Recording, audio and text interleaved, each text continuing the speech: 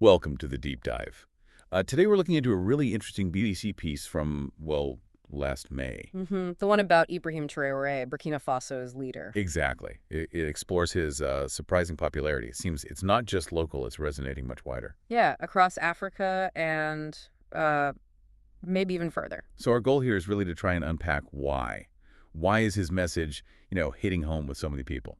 Well, the article suggests is tapping into something deeper, maybe a shift in how people view leadership, international ties, that kind of thing. Okay, let's get into it then. The piece, it kicks off describing Traore himself, 37 years old.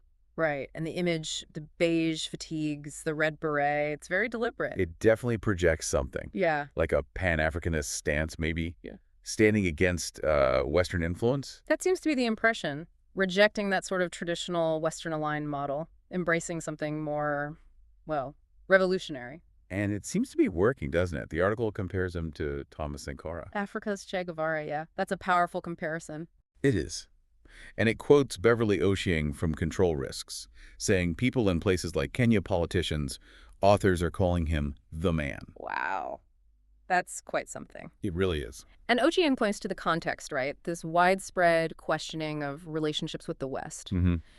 Frustration that countries are resource-rich but still dealing with poverty. So Traore's message speaks directly to that feeling, that sense of unfairness, maybe. Exactly. It's like he's voicing a long-held grievance, giving it a focal point. And a big part of his action has been this pivot, hasn't it?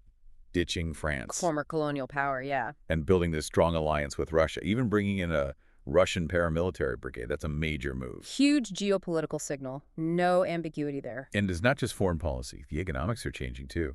Left-leaning policies? Seems so. Like setting up a state mining company requiring the state gets a 15% stake in foreign operations. Okay. Plus mandating skills transfer to local workers. Even for Russian firms, like Nordgold got a license under these terms. So it's framed as Burkina Faso benefiting from its own wealth, finally.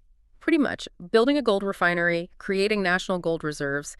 These are big steps towards economic sovereignty, taking control. Right, taking control. But that must be creating friction with Western companies. Well, the article mentions some examples. An Australian firm, Sarama Resources, in arbitration after losing a license. Ouch. And 2 gold mines nationalized, previously owned by a London-listed company, with hints of more nationalizations possibly coming. So the investment climate is definitely changing. Radically, perhaps. You could say that. But interestingly, Enoch Randy Akins from the Institute for Security Studies suggests these very reforms are boosting Traore's popularity. Boosting it. How so? Akins apparently thinks it could make him Africa's most popular, if not favorite, president, because he's seen as standing up for national interests. Wow.